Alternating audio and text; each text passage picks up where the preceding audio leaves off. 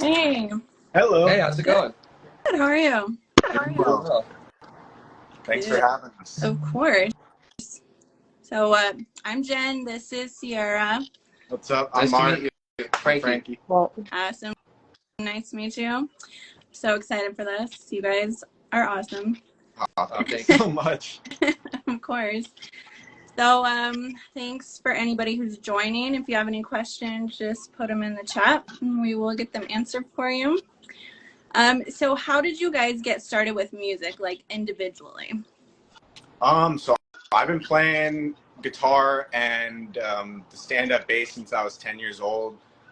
Growing up as a kid, I just always looked up to musicians and just knew I always wanted to do that with my life. And then in elementary school, I got the opportunity to start practicing. I joined the orchestra and just started doing all that kind of stuff, and then playing guitar as well. And as I grew up, definitely wanted to focus more on guitar because didn't realize I didn't want to be in a symphony. That's not how I want to live my life. So just started playing guitar and started playing in bands in like high school and stuff like that, and just kind of always kept going. And just I took a little break after high school, but then after that, it's just like, all right, focus. This is what I want to do with my life, and just haven't looked back since.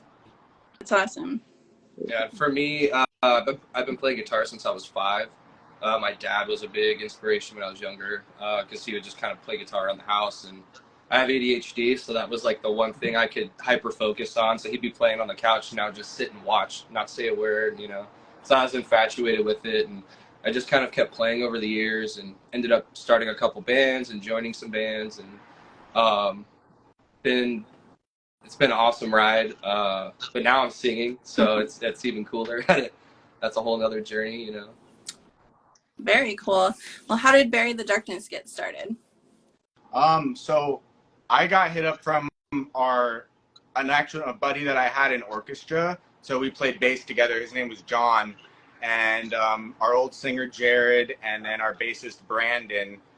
They all were kind of trying to start a band, and they needed a guitar player. So John hit me up because he knew I used to play in the bands and everything, and I hadn't been playing for a while. I was like, yeah, you know what? I'm down to do this shit again. So we went and got Chiba Hut and just talked about it, and then all started practicing right after that. This was November of 2019. We wrote 4 songs in a month, and then hit the studio with this producer Beat Creep, and we were working with him for a couple months, and then things weren't going the best.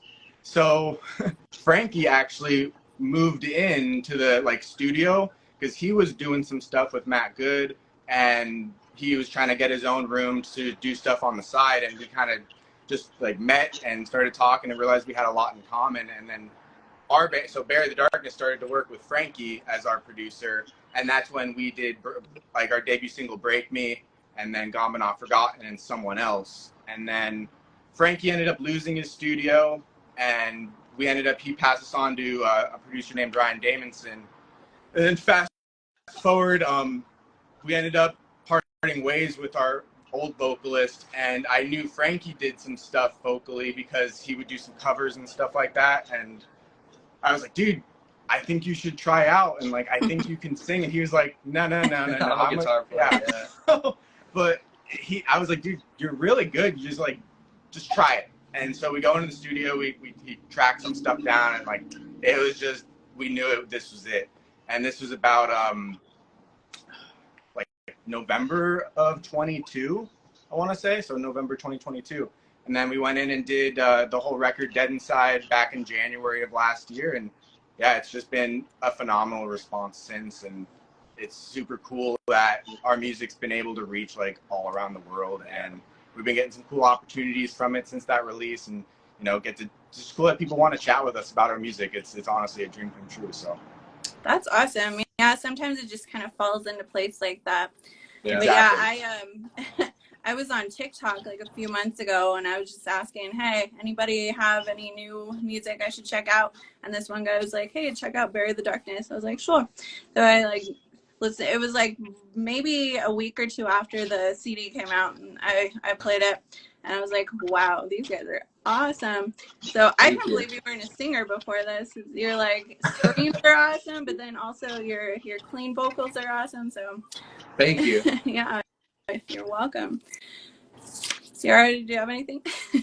JoJo did post something. Oh, yes, she did. It's what other JoJo wanted instruments? to know, did you find it? Yeah, it's what other instruments do y'all play? So I sing. I play guitar, play bass. Can't play drums. Medium though. Yeah, I can MIDI drums. I can kind of play piano. I'm not the best at it, but you know, if I sit down with the song with enough time, I can get it. I mean, that's about it. I can play harmonica, flute. I got really good at the recorder in The xylophone. 4th grade. Yeah. Oh Uh, God. I'm pretty much, I play guitar and then I played bass. I played bass for a long time and that joined my first band playing bass. So pretty much just those two. Back in high school, I took a music theory class and they wanted us to learn piano. And that did not last very long for me because I can like get through a major chord and like a minor chord and I'm like, all right, that's it for me. Yeah, piano seems kind of tough. So I It's- saw you guys got to play the VIP stage for Avenged Sevenfold. Yeah, That's that's awesome. awesome. Like, I love them. How did that happen? So Live Nation, there's some really cool people out here in the Southwest for Live Nation, and I've gotten to become good friends with them. And so there's this opportunity that they give some bands in their little VIP stage at the amphitheater out here. So luckily we were able to make some, figure something out, sign some contracts with them, and got to do the Disturbed show. So it was Disturbed, Breaking Benjamin, and Ginger, which that show actually got postponed. So we played in 118 degrees for Oh my 50 gosh. minutes. It was like, and then all of Disturbed, like the show postponed because it was so hot Yeah. that all their gear wouldn't turn on. Yeah, we got off stage, like out the VIP stage. We're walking over, and they're like, "Oh, the show's like postponed. Like no one's playing. You guys are the only guys that played tonight." We're like, "What?" So it was cool that we got to give the people in the VIP Yeah. club a show. Like made it that much more memorable for both of us because they at least got to leave with hearing some music. So Yeah. that happened. Then we played the VIP stage for Alice Cooper, Rob Zombie, Ministry, and Filter. And then we did that Avenged Sevenfold show with Falling in Reverse and Kim Dracula. And unfortunately, I didn't actually get to play the Rob Zombie, Alice Cooper show or the Avenged Sevenfold show because I tore a tendon in my wrist. Oh, no. So we actually so I was there hyping the boys up though. They crushed it, and it was interesting seeing like from a different perspective of like not being on the stage for the show and getting to like walk around and just network and talk to people and hand out stickers and just kind of Step outside and see it from a different perspective. Yeah. So it was really cool. And yeah, Avenged Sevenfold, that I've been a huge fan of them since I was a kid. So getting to, we weren't playing the main stage, but we were the only band on that bill that not. So it was really cool. And a couple of dudes from Falling in Reverse were in the VIP club, and we got to chat with them, and all around just a really cool experience that ended up kind of leading us to now we're playing UFest, which is KUPD, which is the big rock radio station out here. They're like radio festival out here. So we're playing with The Offspring, Chevelle, Motionless in White, POD, and Bad Wolves on Friday, April 26th, which is going to be so cool. And Yeah. we've been gearing up for that because we're ready to put on a hell of a show for that. I was actually going to bring that up because Motionless is my favorite band, and I saw that announcement. I was like, oh my gosh, I wish I could go. I'm in Albuquerque, New Mexico, so I'm not like too far from you guys, but like the following weekend I'm going to Houston to see Motionless play, so I'm like, don't really have the funds for it, but that is going to be a really awesome show, and I bet it's going to be a blast too. Now, yeah, we're looking forward to it. We've got a lot planned. It's gonna be fun. Yeah, for sure. So how did you guys all start Bang Over Cool? So it's kind of a long story. Essentially a group of us, like we're all over the country. We even have JoJo who's in Canada. Wow. We met like on TikTok, Instagram, essentially just Discord started server. this group chat where we talked about music, like, hey, check out this band, hey, check out this band. We started making playlists that we'd share with each other. And then one day we're like, hey, what if we made a page where we like help promote like upcoming bands or bands that we think are awesome, don't get as much exposure. And so we just started a page one day, and essentially we were just gonna like make videos like, hey, check out this band, hey, check out this band. And then JoJo had this band, the Rayaka, and they were like, hey, let's do an interview. I'm like, interview? Okay. So we jumped on an interview with them, and then ever since then we've I think you guys are like 20 something interview. That's awesome. It's awesome. Yeah. Like it's really cool because we're not only able to like help promote the music, but getting to know the backstories of everyone, and is really awesome seeing where people come from. Yeah, I love learning about backstory because like everything starts from nothing. So it's cool hearing like journeys and just everything, the story, that how did you get your start? Development, exactly, character development. Yeah, super interesting. You never know how big something can get because everyone sees it when it's at the top, but it's cool. How do you get there? Yeah, the trajectory. Exactly. It's so cool to see bands that aren't quite as big and then see the growth. And I think you guys are going to be huge. Thank you. Thank you so much. You're welcome. What is your favorite song to perform live? I'd say my favorite one is Gaslight. So it's such a hype song, and the ending is just when you do that breakdown, like look me in the eyes as I burn you alive. People, it's just you can just see the pit fucking go into each other. So when we played for we opened for In Flames back in November at the Van Buren, and that pit got insane for that song. So yeah. That's personally my favorite, and I'm looking forward to playing that one at UFest. So, for me, my personal favorite to play live is probably Dead Inside. We start the set with that song, and there's something about the energy to how it starts and walking out on stage. Like at the Van Buren, when we walked out, the guys all went out, and we all have, it's kind of paced, we have a whole like set, and so the guys will go out, at their cues, and then with my cue, I was like turned around, like looking at my manager, you know what I mean? Like, all right, let's hit it, gave him the good old fist bump, and then turned around and walked out, and there's like 900 people in the crowd. Like, whoa, that's crazy.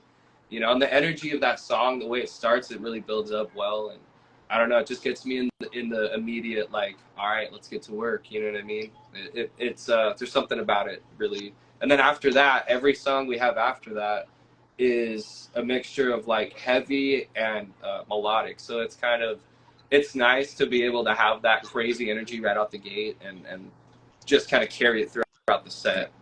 It just sets the tone for how the rest of the set's gonna go. So that's awesome. Yeah, I love both of those songs. I think Gaslight's probably my favorite because, unfortunately, it's super relatable. Well, actually, all of your songs are very relatable. But, yeah, I love the mixture of the heavy and the melodic. It's that whole album from front to back is just awesome. Oh, thank you so much, Chad. I mean, it definitely did. It showed us a lot. It showed us we could, we were capable of, and especially live. It's one thing when you're in the studio working and recording and stuff. Doing that live is a whole nother story, especially when you've never done it before. Like, I didn't have that experience singing live or streaming live, So our album release show, coming up to that, like we were practicing our butts off, and there, you always kind of get the jitters right before you go on, but there's a switch that just gets turned on. The same thing would happen when I was in my former band, At My Mercy. I was played guitar in that band for like 7 years, and we toured around the U.S. and East Coast, West Coast tours, stuff like that. And there's just something about when you're about to hit the stage, there's a switch that just gets turned on, and all of a sudden you get tunnel vision and you just focus, you zone in, and you get on stage, and then something happens and something takes over.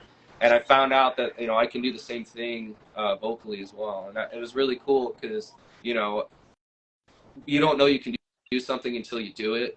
And sometimes just doing it's the hardest part, you know. Yeah.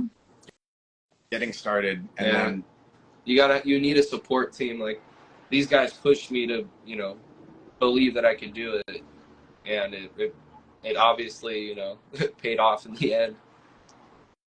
yeah, Frankie always pushes me to get better at guitar. I always push him to, you know, we work well as a team, because I would, like, going back to what I was saying earlier, when we were bringing Frankie in, he at first turned it down. He's like, I'm not a singer, bro. Like, go figure that shit out. And yeah, they had 2 weeks. It was like, yeah, I was like, dude, you can do it. And then we literally went in. Dead Inside was the first song we did off that album.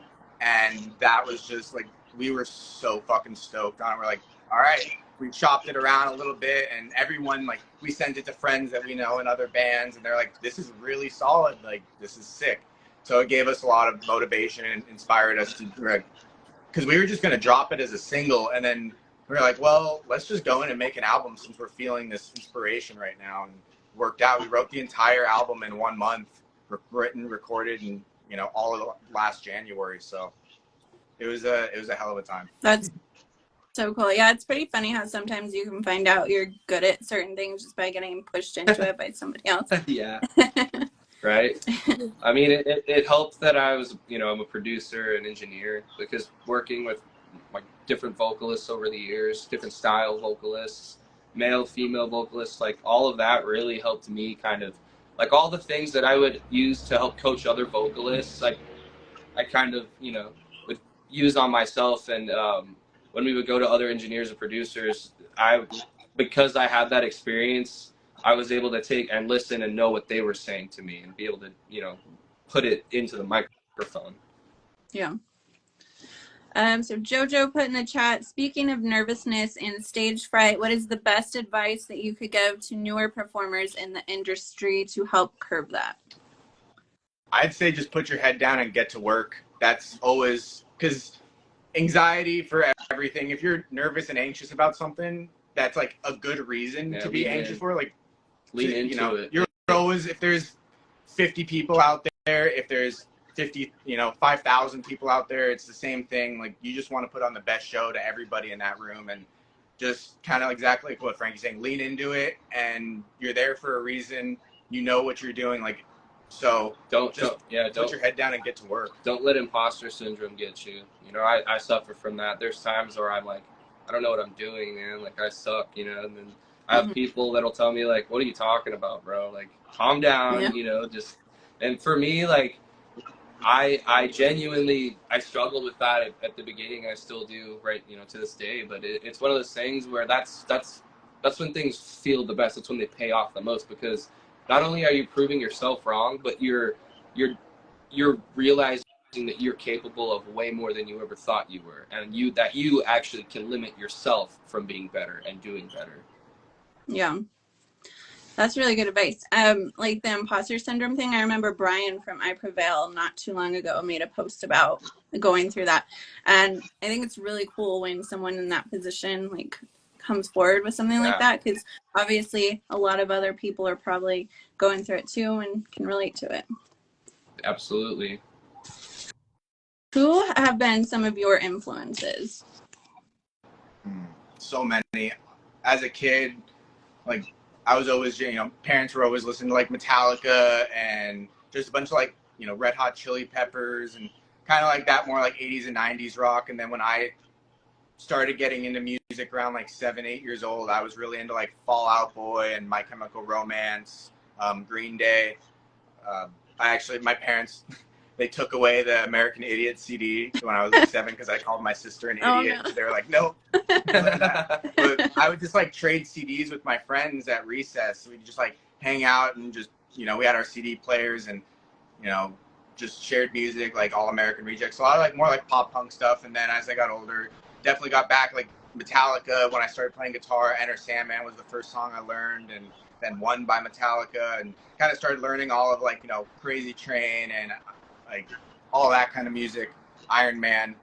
And then getting into all like the real like metal stuff like Asking and Bring Me and that kind of stuff really put me on that trajectory. And also a huge fan of like rap as well, like the underscore like Suicide Boys and all throughout high school, like Hobson, old school Tyler the Creator, a lot of that more like underground rap. That was because I really love writing lyrics, and I would always really tune into the lyrics and what they're trying to say through their music. And I really like when the emotions of the lyrics also convene with the emotion of the song, and just kind of taking it from that perspective. That's how I really look at music. And when I listen to a song first, I notice I always listen to lyrics first, so, and then the overall song. So Yeah. Well, for me, there's a couple over the years for sure. I grew up in North Las Vegas, so I didn't have the greatest childhood, but I had music, and that's what kind of kept me going. The first like heroes that I had when I was younger, but were the dudes Metallica for sure, because I mean their music definitely kind of gave me that out that I needed, especially being kind of troublemaker as a kid. So I was able to kind of take out that energy that I have with like the ADHD and put it into learning how to play guitar. And what I at first like I didn't have like the best guitar in the world or anything like that, and I'd been playing it a little bit, but I didn't take it seriously until I was like 7.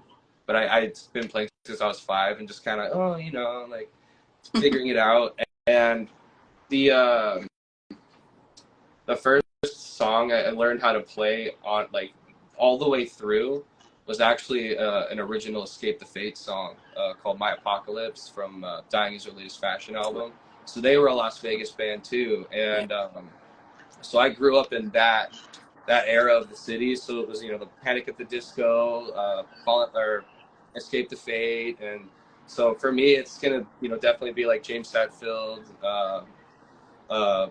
Roddy Radke. It's definitely like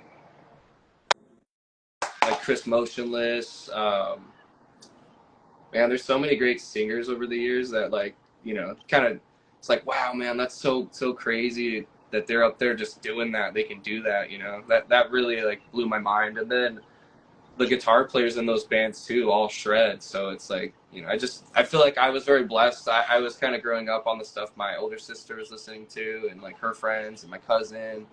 And like they actually went to high school with some of the Escape the Fate dudes. And so it was kind of cool that kind of bled into my world. And when I was younger, I wasn't like that into it. It was just like my sister's music. Like she had like Paramore and like, and as I got older, it was like, man, like I like this. Like this is cool. Show me more. You know what I mean? And it kind of, her friend Carlos, who I'm not sure is with us anymore, unfortunately, rest in peace. But he showed me how to play My Apocalypse on guitar, and like there's a tapping solo in it. And I remember that inspired me. Like when I learned it and could play it, it inspired me to really like, wow, like this is so cool, and like I took it way more serious. The school I was going to actually let me take one of the guitars home because I didn't have a nice guitar or anything. It was like broken and stuff. And so I like learned how to play on that guitar, and like ended up having to give it back at the end of the year. And so I didn't have a guitar. And then my mom and my mom's friend Dennis, who is also no longer with us, rest in peace, he bought me my first real guitar, which was like a sparkle green Fender Squier Stratocaster. And then I was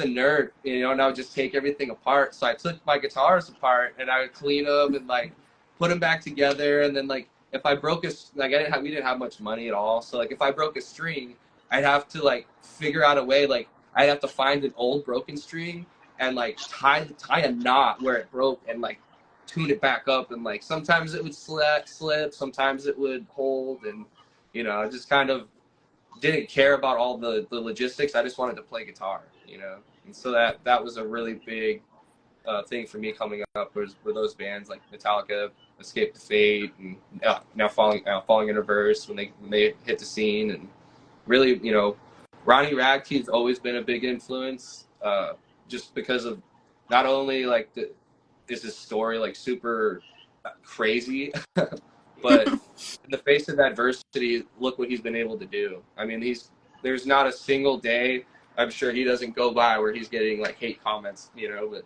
that like all of that stuff just helps to fuel you to just, all right, like I'll show you wrong, you know what I mean? Like let's do this. I'm gonna continue to do my thing, and nothing's gonna stop me. You know, I'm doing this with or without your praise or approval. It doesn't matter to me. You know, there's something about that that just kind of really resonated with me. It was like, man, like, you know what? I've got one life to live, and I've had a pretty decent one so far. I've been able to do a lot with music and work with a lot of amazing, talented people. You know, that's a big reason why I actually said yes eventually when we went in and started messing around vocally, because it was like, you know what, like, I remember Warped Tour 2012, Falling in Reverse headlined at the Luxor Arena or Luxor Lot in Las Vegas, and I remember watching them close the show out and just thinking, like, man, I want to do that one day. You know, like I'm gonna do that someday. Yeah. You know, And look at you now. Oh yeah, I mean, we're getting the opportunities that'll put us in the positions to be able to do that and make that kind of difference. And if I can create a bunch of little carbon copy Frankies out there, like, that would be awesome. And I'd love to help influence younger people to get into music, and especially if, I mean, for me, like, I struggle with mental illness and stuff, so it's like I use music, I lean on it so much, whether it's me just listening to music that helps get me just out of a funk, or whether it's me creating music and working with other people. I love creating music with new people.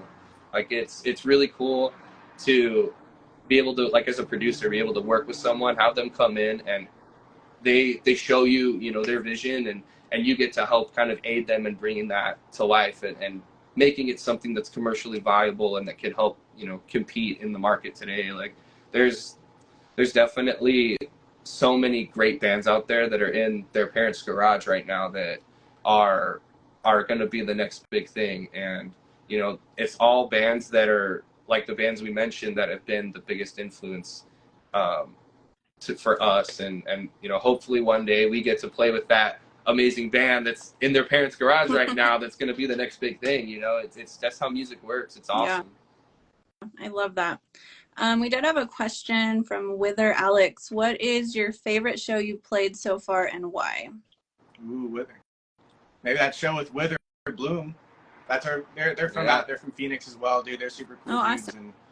and they just dropped their first EP, so you guys should check it out. Yeah.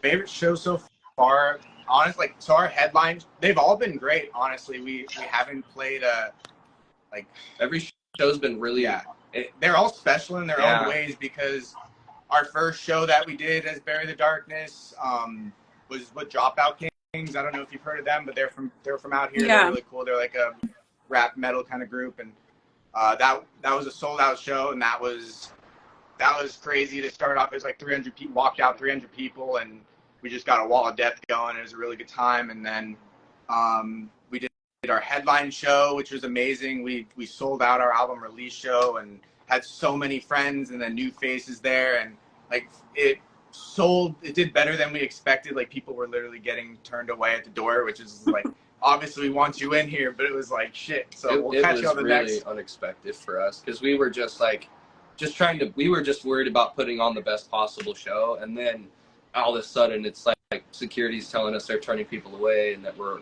overselling. We're like, whoa, that's crazy. We expected it to be like close friends, family, and like, we didn't expect that many like newer fans, because we didn't have any yet, you know. It was our album release, so it was really cool to see the turnaround. I mean, our Phoenix scene really showed up for us, and we really appreciate and cherish that. I mean, I've played in this scene for almost 10 years, or about 10 years, and, you know, it was awesome to see familiar faces and get to play with old friends, you know. My personal favorite show is probably the Van Buren one, just because that's the biggest show we played to date, and it was just super cool how it all worked out, because it was very quick turnaround. We didn't think we were going to get it, and then In Flames' agent approved us, and it was like then 2 weeks later we're playing at the Van Buren, which it was just all around such a great night with meeting a bunch of new people. There were so many new faces in that crowd. We got to talk and meet and take photos with so many new people, and like some kids that are grown up that want to do it, like 13, 14 years old, that they want to be doing this stuff. So it was cool to really get to be on the other side of the table of, I've always grown up getting to talk to these musicians and be like, I want to do what you guys are doing one day. So getting to tell a kid that, hey, just keep going, and you ever need, just stay inspired, and just, this is a lifestyle, and just never give up. That personally was my favorite show. And In Flames, their whole team, and Havoc, phenomenal people. Yeah, that was definitely an amazing show, and it probably is definitely like my either my one or two. I would say if that one isn't my number one, it would be the show we played with Falling in Reverse. That one was just cool because it was like a full circle moment for me. It doesn't matter if we were on the main stage or not. That's not a big deal to me. It was the fact that, I mean, we played 4 sets that night. Yeah. We played 4 50-minute sets. Or no, 150 yeah. And then 3 30s. Yeah, so I mean, they wanted us playing between every single band. Yeah, so we were playing constantly, right? It felt like, but it was cool because we'd get off and like watching Falling in Reverse, like just after getting off stage, and then hitting the stage right after that was just something that was real full circle for me, because I go back to like 14-year-old Frankie, I think it was 14, in 2012, and it's like, I want to do that someday, Well, you're doing it just at a different capacity, but you're getting to do it, and look, you get to watch that person that inspired you also get to do it, It was really cool for me. It was a big win for little Frankie, That's awesome. Sarah Friend wants to know, what is your creative process like?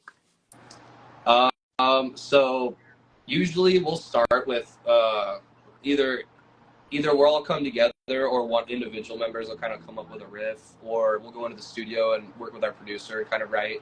But right now, this new process that we're kind of going into is we've kind of gathered a couple riffs and we've kind of developed a few songs out of those, and it's been really cool to experiment with our process and kind of diving into new ground. And we've also started bringing in like some close friends of ours and people who are also like just major professionals in the industry that get to actually go out and do this for a living and play huge shows. And to be able to work with some of these people all of these people is absolutely amazing. But there's so many talented people in the world, and especially when you get to collaborate, and especially when you're friends with them too. It's just, you can't beat that.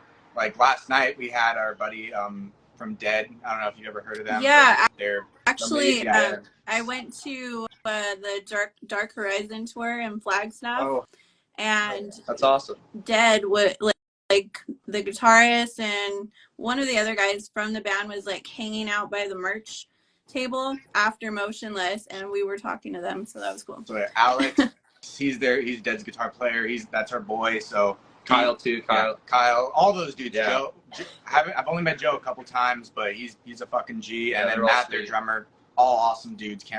Can't say enough great things about them. But so Alex just came over last night, and we were showing him some new stuff and just doing a little collaborating with him. And it's just super cool to be able to call these people friends and also get to work with them at a level, because Dead is one of the hometown heroes out here, and they're huge. It's super cool. Another cool dude, Tony Pizzuti, out here. He was in The Word Alive, and now he's in Sleeping with Sirens. We've done some stuff with him, and he's a sweetheart, super great guy.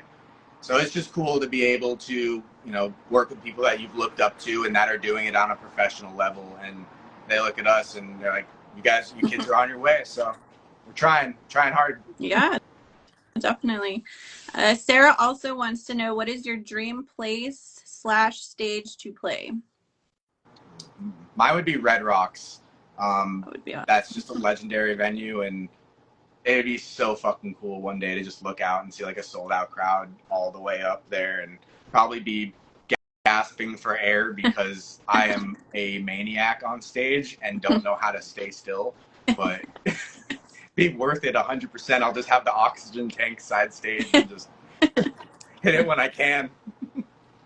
For me, honestly, it'd probably be, I don't know, I'd love to, obviously every band would love to tour with Metallica, but I'd love to tour with Metallica and play that stage that they have, because that's a great, they've been using the Snake Pit layout for, I think, since the mid 80s or late 80s, and there's just when we went and saw them recently, and it was amazing. You know, I would love to be able to be on a stage that big, but it not just be one big rectangle. It's a huge donut, and there's like all kinds of cool things you can do. Like they have pop-up drum kits that kind of appear here and there, and it's definitely would be a dream of mine to play at least one time on a stage like that with a band like Metallica.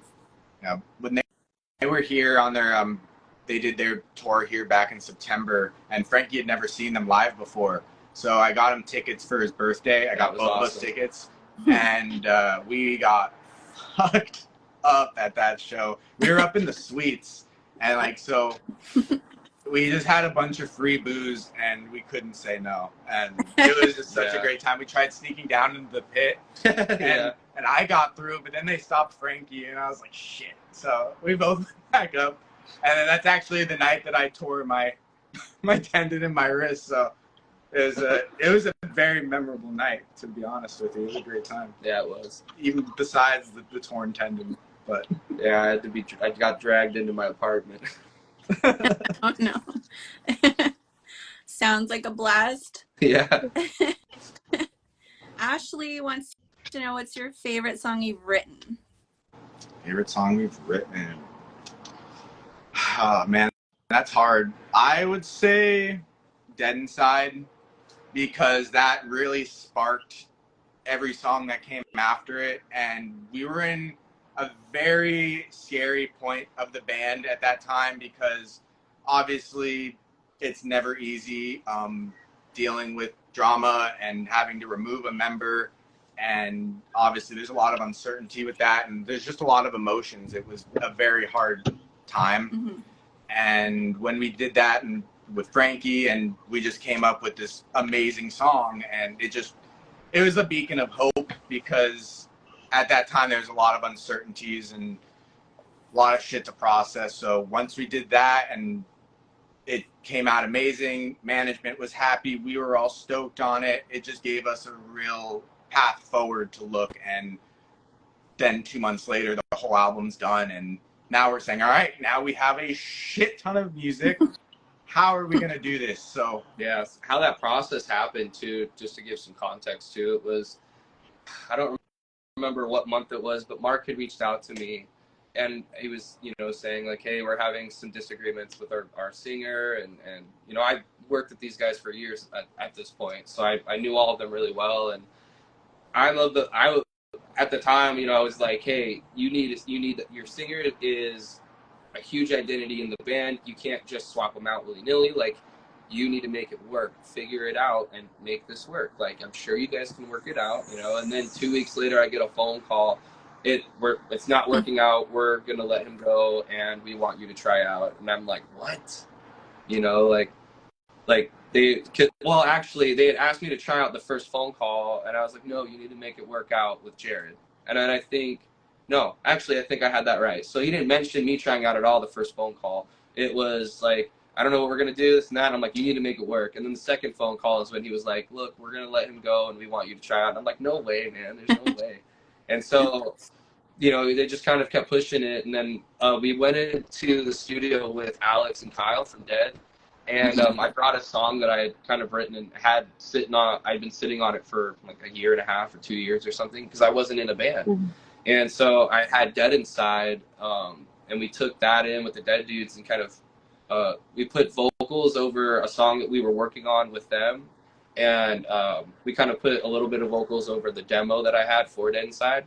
And then I think it was like a couple weeks or a month later, a couple weeks later, we took the song into our producer at the time, Ryan Damonson, and ended up finishing it with him. And then I think it was like a month and a half later, we went in and did the album. Yeah. It was a crazy time, but it obviously, when it rains, there's always some sun after it. And we're just grateful that we worked our asses off, and it was really cool that the album was able to connect with so many people. Yeah. Because we're like obviously still independent. We're still an up and coming band that's developing. So it's so hard to fight for that, 3 minutes that, people are super busy. There's so much music out there. There's hundreds of thousands of songs uploaded every day to Spotify. So the fact that people give us the time of day and like add us to their playlist and like reach out and want to chat and just tell them what our music means to them, it's literally the coolest fucking thing in the world. And we're just grateful that we've been able to connect with people on a personal level, just like we've connected with artists, you know, so it's really cool. Yeah, that's awesome. That kind of reminds me of Echo. Like, he's always been independent, and he was showing off his song, like, went to #1. He was showing, like, all the bands underneath him were all signed to labels, and he's like, no label right here. And he still made it to the top. So you can be independent and still make it, as long as you're awesome. And I think you guys will definitely get far, and that's why we created this page to help promote bands like you guys. Thank you so much. Yeah, we're grateful for you, Jen, Sierra, JoJo. Like, it's super cool. Like, we're grateful that, you know, we're grateful to be here and be able to chat with you. So we're nothing without the community. Yeah, you know, no one is. It's all based, like, you know, we do this, like, it's our outlet, and then we want to share because we just want to help people, and it helps us that people have been able to find comfort. There's seeing a bunch of videos that people, like, this is their favorite song. It's just like, it blows my mind. It's so cool. Or people across the globe that are on the whole opposite side of the planet. Like, there is this guy in Australia who, I think it was Australia, who posted something about us, and he made a whole video. It was short, but he made a video like, these guys are going to be one of the next big bands and stuff. And it's like, just having someone say that, especially like someone we don't know, someone that's on the opposite side of the planet, he has a decent following too. I don't remember what his page was, but it was really cool to see that, and just having kids and people make videos with our music on TikTok, and just honestly the reach you can get on social media nowadays is so, it's shout out to Orion Reacts. Oh yeah, because sure. He's been hugely influential in helping us expand our audience. He reacted to Gaslight, and that got like 500,000 views on TikTok. Mm-hmm. And that next day was the best streaming day we've ever had. So just people like that are really looking out for up and coming bands and developing artists that want to share their platform and their audience and put people on to new music it's so fucking cool. And that dude is really humble. We've had a lot of chats with him. Yeah. Super cool dude, and just grateful for people like that want to help spread our word through their channels. So like you guys do. Yeah. So that's awesome. Yeah, I love that guy. And that's what I love about like the metal scene, metal community, is like, other than, you know, a few bad seeds, which, you know, you have them anyway, but most people are just like so willing to help out and help promote each other. So that's what's really cool about it. Yeah, it's always so funny. I love the meme where it's like metal vocalists on stage, and it's like super violent, and then it's like off stage, just like a party, because it's so true. Everyone, like, it's very the screaming and like the heavy music and just all around noise of it is very. If you don't know what's going on, or, you know, you don't know the culture behind it, it's very off-putting at first. But some of the coolest fucking dudes and girls I've ever met listen to heavy music or make heavy music. So it's super cool that it's definitely a double entendre, because everyone thinks you're going to be all this like mean and scary person, and then you're just like, what's up? Thank you so much. You know, give me a hug. Right? Like, it's super cool. It's so true. I know I saw a meme the other day that was like, for someone who loves screaming music, I hate when someone screams at me. And it's so true, Facts. too. Yeah. Facts. Did you have any questions, Sierra? I would say, like, if you guys could play anywhere in the world, like, where would you play? Play anywhere in the world? Where would we play? It'd be cool to play Egypt. I don't think there's many metal bands. Like, I know Slayer's played Egypt. I know there's not many bands that have been in that part of the world, I don't think. So we interviewed this band, a metal band from Egypt, a couple weeks ago, Amenta. And apparently, like, the metal scene in Egypt is small, but like they all know each other. So cool. If you ever want to get to Egypt, that'd be awesome. I'll send you a name. I'd say Brazil, because I feel bad for their fans. Yeah. Everyone's always like, come to Brazil, come to Brazil. And, you know, I feel bad for him, so I'd go to Brazil and Yeah. give him the best show that I could possibly give him. Bury the Darkness coming to Brazil. That's so cool. Nah, we'd love to be on Knotfest Brazil. So What is the craziest thing that's ever happened at a show? oh, like at our show or just like us attending a show? You know what? Actually, either. All right. Ooh, I got this one. So, it was like 2011. It was Rob Zombie, Marilyn Manson. I'm awful, and I can't remember the other bands on the bill, but I was up in the grass area, and it's packed, like fully sold out show. It was at the arena or the pavilion, and it was during I think Rob Zombie, or it might have been Marilyn Manson playing. I don't remember which band it was, but they had a huge fire pit, and they were like moshing around the pit, and dudes were just getting pushed into the fire.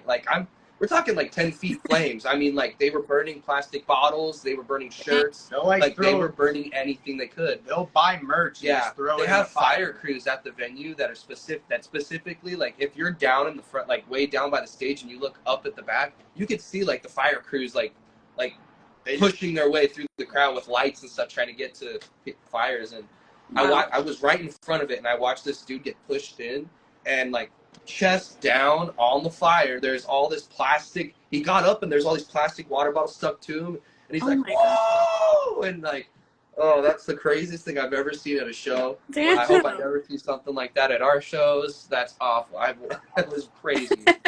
I have like two. One time at a Slipknot show at the amphitheater out here, they made the mistake of giving lawn chairs out. What?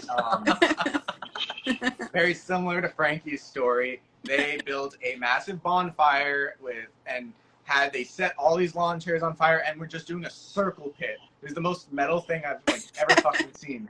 And they would go get like paper towels and like toilet paper out of the bathrooms and light it on fire and throw fireballs Oh at my everyone's shit. So that's definitely one of them. And then the other one is we were at Knocked Loose in Phoenix. It was Bring Me and Knocked Loose. It was such a sick show.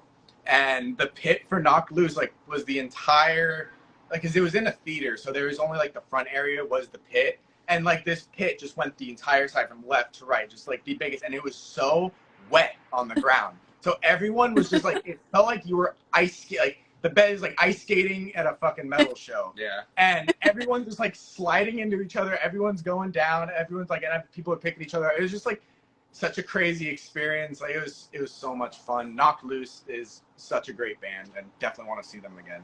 Yeah, I've heard those Knock Loose pits are crazy. I was supposed to see them with Motionless in September, but Albuquerque was the one place they canceled because Chris was sick. Oh. So yeah, that sucked. But yeah, I definitely want to see Knock Loose.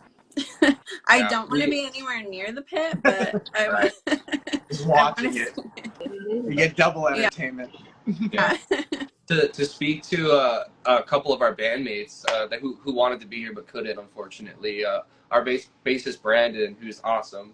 I forgot what show it was, but these guys were at a show, and Brandon when he got dropped. Yeah, he had never it was Motionless. Yeah, he had never skate crowd surfed before, so he was crowd surfing, and they took him all the way to the front and just dropped him off the edge. There was so many crowd surfers that. Like literally, there wasn't enough security. No one could grab him, so he just woo off the edge. And like, oh man, poor guy.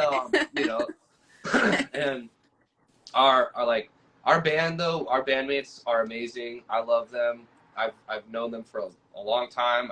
When I met these guys, I was instantly attracted to them. Like their vibe, their tenacity and dedication to what they wanted to do with their lives. Like they knew, look, we're doing this, we want to do this, please can you help us? And for me it was like, of course, this is awesome. And now being able to be in the band with them is awesome. And our drummer Devin's a sweetheart.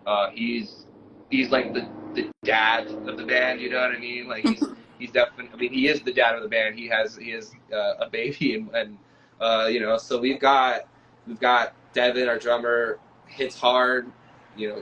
Really, he's like a human metronome, And then there's our other guitar player, Brennan, who, he's real slick with the ladies.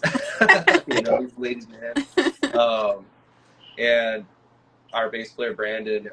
Brennan used to be like, he was our #1 fan. Yeah, he was our #1 fan. And, like, I've known him through orchestra, through growing up. He was one of my friends all throughout high school. And yeah, when the band started, he's like, from the day one, was always like super about it. So when we were looking to add another guitar player, like, we were just like, dude. I joined the band and I was like, yeah, but we need another guitar player. And then I like was like, well, like we had a talk with Brennan and kind of like hinted at the idea a little bit. And then eventually we got together, and I kind of like I kind of let it to happen. I all just drinking at a bar. And I used like, you're in the band, Brennan. Like, well, for me, it was like a band meeting kind of thing. But okay, well, sure. For me, it was like, look, like I don't want to be the only new guy in this band, and also like we need another guitar player. It sounds better live. It's another creative person to give input.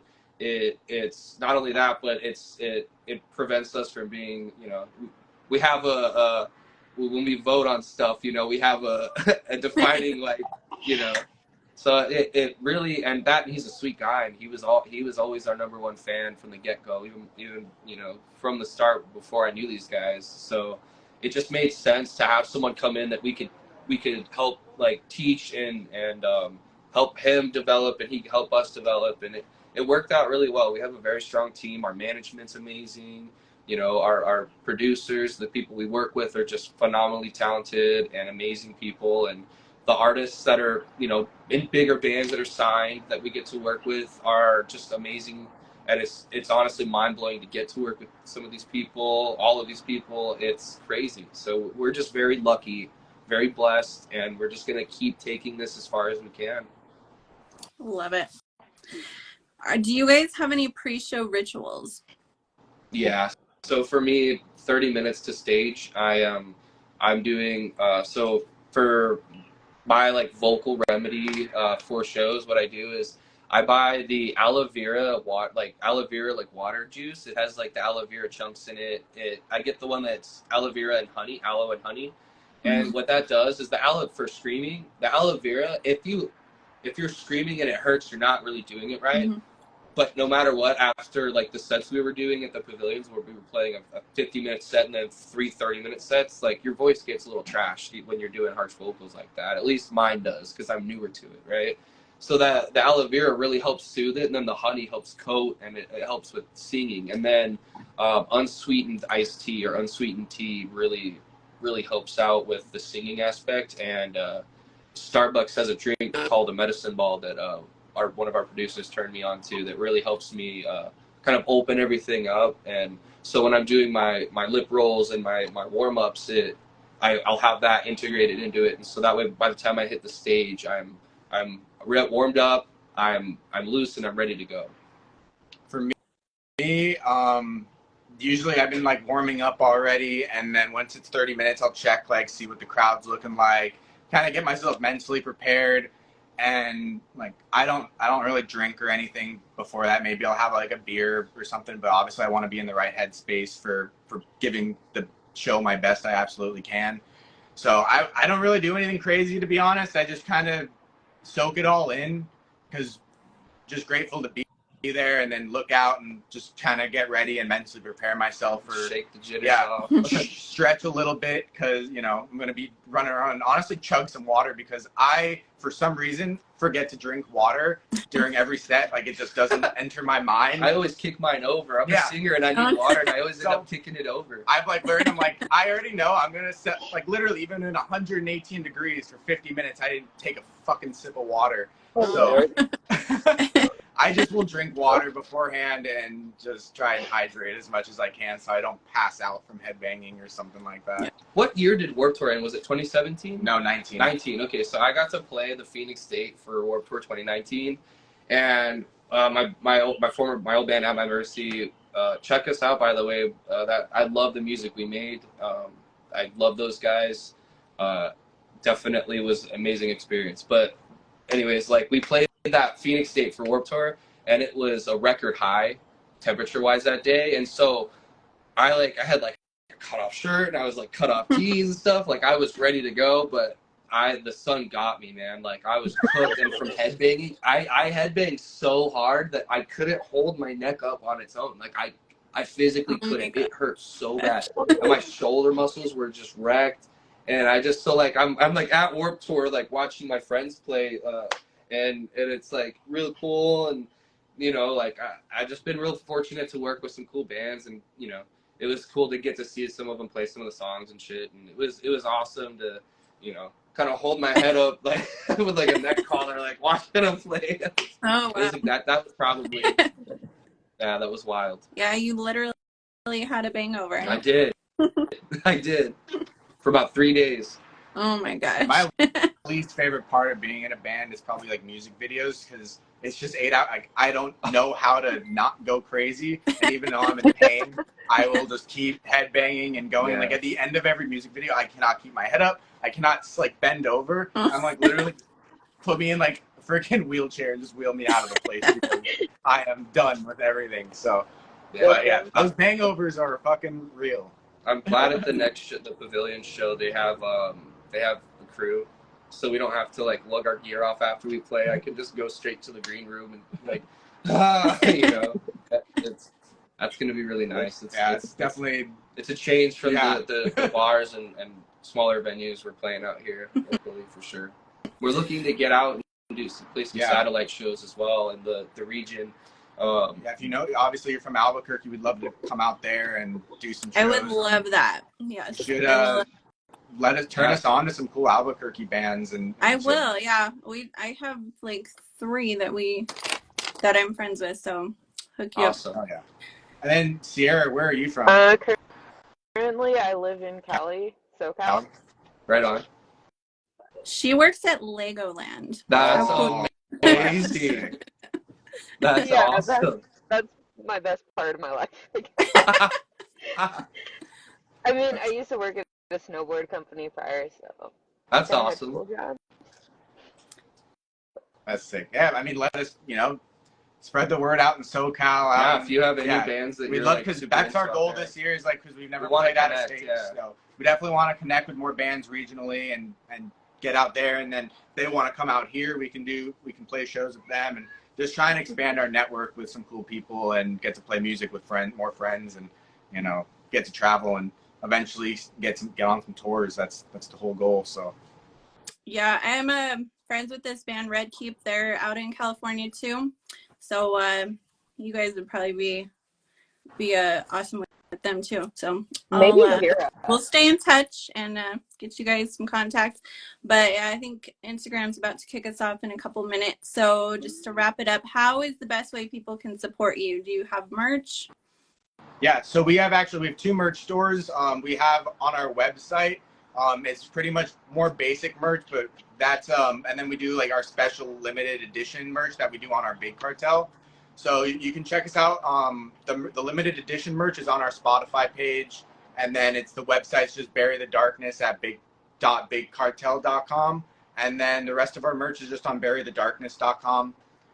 Or you can just DM us, and we can, on any platform, we'll direct you in the right position to go. And yeah, merch, just streaming, and honestly, word of mouth. Just if you know people that listen to metal music, you have friends in bands, or just anywhere see someone that looks like they jam metal, just like honestly spreading the word helps the most, because you never know, that person can go on and tell 5-10 people, or they may not even go check it out. But everyone that it's definitely gets us out of our comfort zone a little bit, because if you don't believe in yourself, no one will. So we'll always just go and just spread the word, just be like, hey, just check us out. Like, if you hate it, that's fine, but just check it out. Yeah, at least give it a spin. Like, we ran into this we were at this restaurant once, and this kid was at this bar just talking shit to the bartenders. We don't know. He was like some local, and he was a funny kid. Like, it reminded Frankie a lot of himself. He was like 7 years old. He was in like 12 or something. But he was young. So we were passing out stickers, and we are like, dude, check out our band. And because he was just talking shit to everyone. Yeah. Super cool little kid though, and we were like, guys, just check it out. And then he was like, this is actually really good. and then we had stickers with our QR code on them. And so we're like, yeah, dude, hey, pass these around, man. Give them to some friends, give them to people, and comment, tell us what you think. And what we said spread the word. And what he did was he went around to every light pole on downtown Tempe, every car that it was like he was slapping our sticker on cars, on freaking poles, everywhere. We're like, oh, we left the bar and we're walking down and seeing our stickers everywhere, and we gave him a lot of stickers, man, because he had a bike and he was going around, and so we're looking on people's cars. And it's just like there's a QR code. There's a QR code that links to exactly how to contact us. And we're like, oh my god, like this is awful. Yeah, that was insane. But yeah, so just Spotify, we're Bury the Darkness on all platforms, and just burythedarkness.com and all that stuff. So, thank you guys so much for Yeah, having thank us. you for Keep coming. This has been so fun, and we will definitely keep spreading the word. Let us know when new music is about to drop, and we'll help promote that as well. Absolutely. Thank you, Jen. Thank you, Sarah. Thank you guys so much. Thank you. Have a good rest of your day. See you guys. Bye, guys. Bye.